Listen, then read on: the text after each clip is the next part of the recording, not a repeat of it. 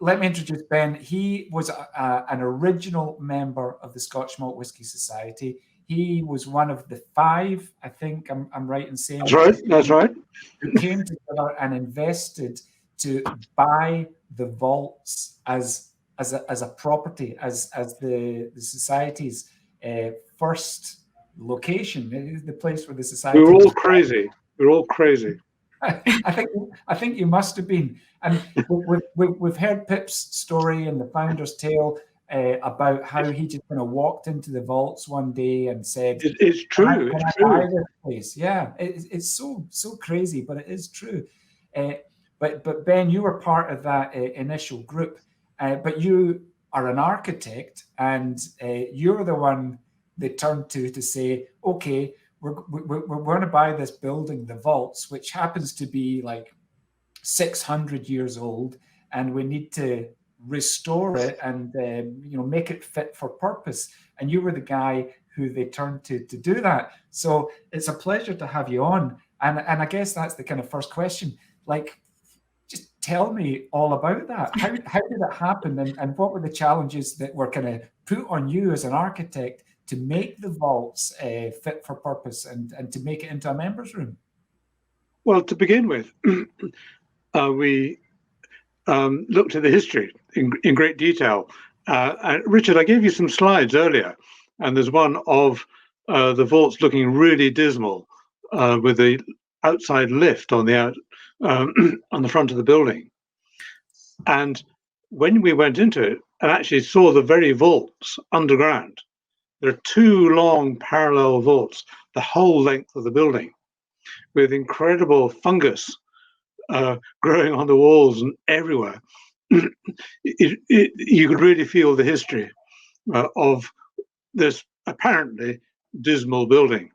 And gradually, after measuring it in great detail, we got to understand how interesting the whole thing was. You can read the history of the building just through looking at the stones. Initially, they picked up stones from the shore, and those are the black stones that you see on the west side lower down. and then when they heightened the building, they use a different stone, and when they doubled the building, they use another stone again.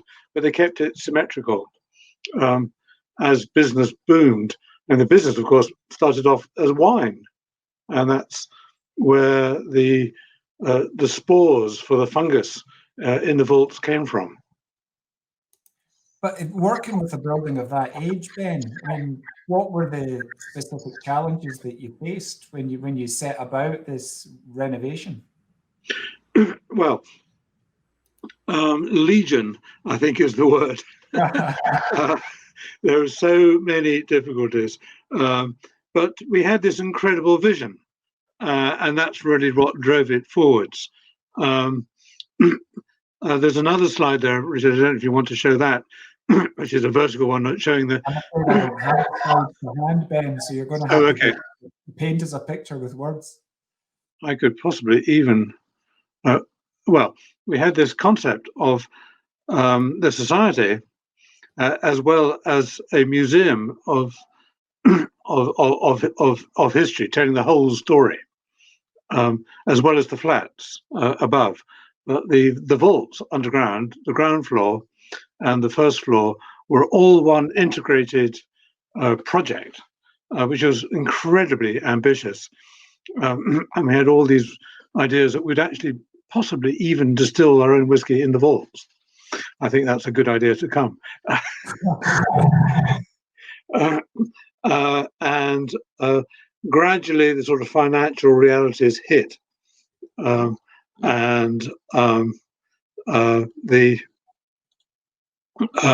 ambition for doing the museum and a restaurant and all those other things gradually declined as money was eaten up doing the flats above, which were necessary to keep the cash flow going, etc., etc. It was a roller coaster ride, the whole thing. Yeah, because that's interesting, because on the original bottle label, which we can talk about as well, because that was down to you, But the original bottle label did say Vaults Museum, didn't it?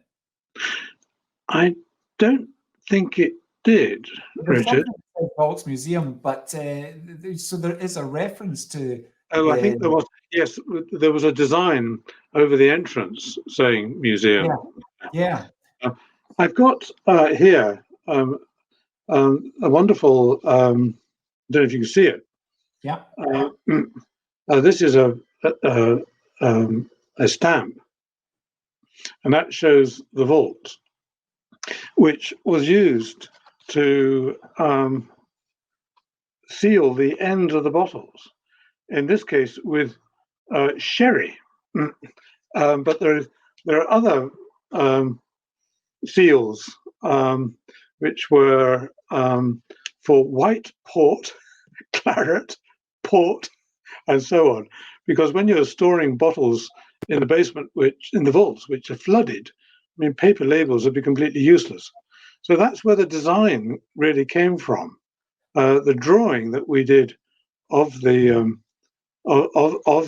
building showed that it was in Leith, because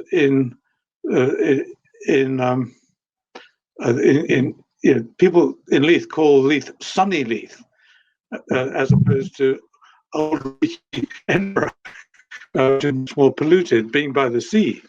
Leith had a much better climate and a lot more sunshine, so there's a big sun over the building. And the other element that we had was we wanted to be like a banknote, a sort of steel engraving, where the difference in color comes from the depth of the engraving. Just one color, but you can get variations by your engraving. In those days, a banknote was £1, and they're beautiful. The engraving of a banknote is just a fantastic piece of work. So that was, unfortunately, having it specially engraved was too expensive. So that never quite happened. But is a true work of art. I mean, when you look at these original labels, and I happen to be down at the vaults today because we're in Unfiltered. We're looking at the kind of evolution of the label through the years. So we were doing some photography from cask 1.1 through some. Very good. Yeah. But that is a work of art. So was it just a case that you were the artistic one, you were the architect, Ben, go and do as a label? Yes, and I mean, I wrote the share certificates. I did. Well, no, it was a collaborative effort, I have to say. I mean, it was great fun. One of the other of the five was a writer, W. Gordon Smith, and the actor Russell Hunter, and Pip, and then there was a fifth one, David Allison, a very good developer from Glasgow, and so I would say that the sort of design evolved with helping of Plenty Whiskey. And how long did it take you to make the vaults kind of fit for purpose? And was there a moment where you thought, okay, this is ready, my work is done here, or was it just such a big job that it went on for a very long time? Well, actually, Richard, I don't think I want to go into the gory details. It was quite a nightmare.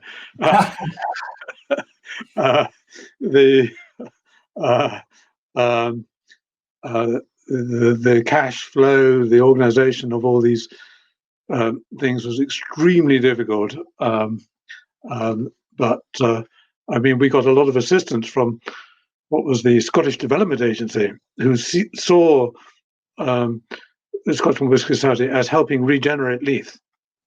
But they, of course, imposed many of their conditions on the project. It was all done direct labour. We didn't have a main contractor. Dave Allison organised sort of plant and materials, and we employed the labour ourselves. Richard Headland was a wonderful joiner. I remember he wasn't too impressed with the whiskey. He called it rocket fuel. He wanted the money, not the whiskey. But how do you feel now? we have members around the world who many have made a kind of special journey to visit the vaults. Jenna was meant to be there earlier this year, right? But your plans were scuppered by. Look forward to seeing you later. Yeah. Yes, I look forward to getting there. But it's a place that our members, they want to visit it, and it's a real focal point for the society. Obviously, we call it our spiritual home, but it is where we started off in 1983. How does that make you feel that this building continues to have such special significance for a worldwide membership? I like that word, spirit, Richard. That's very good. I can't take credit for it. Well, it's incredible when you see, you're up to, cask number 200, 300, whatever it is. That was never imagined, I have to say. We thought it'd be lucky if we could get all the distilleries.